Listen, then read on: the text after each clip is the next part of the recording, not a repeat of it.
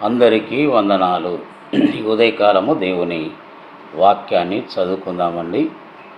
అపోస్తలుడైన పౌలు గారు కొలస్సీలకు రాసిన పత్రిక 1వ అధ్యాయము 7-8 వచనాలు చదువుకుందాం.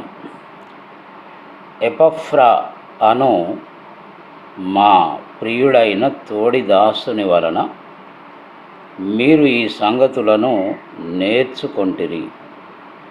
అతడు మా విషయములో నమ్మకమైన క్రీస్తు పరిచారకుడు.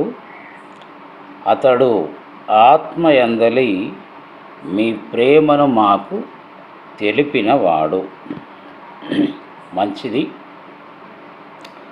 ఇక్కడ ఒక వ్యక్తిని గూర్చి అపోస్తలుడైనటువంటి పౌలు గారు ఒక మంచి సాక్ష్యమును తెలుపుచున్నట్లుగా మనము గమనించవచ్చు. ఏమిటి ఆ సాక్ష్యము అంటే, ఎపఫ్రా అనేటువంటి ప్రియమైన తోటి సేవకుని వలన మీరు ఈ సంగతులను నేర్చుకుంటారు అంటున్నాడు. అంటే పౌలు గారి సేవా పరిచర్యలో ఆయనతో పాటు వాడబడినటువంటి ఒక దైవజనుడు ఎపఫ్రా. ఈ ఎపఫ్రా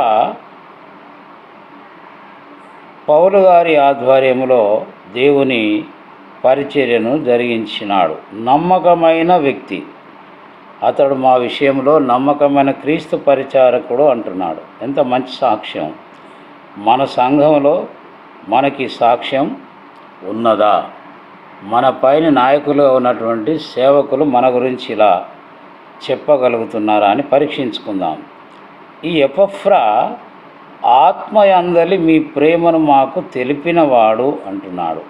అంటే కొలస్సీ సంఘంలో ఉన్నటువంటి వారి ప్రేమ ఎంత గొప్పదో పౌలు గారికి ఎపఫ్రా తెలియజేసినట్లుగా మనం చూస్తూ ఉన్నాం.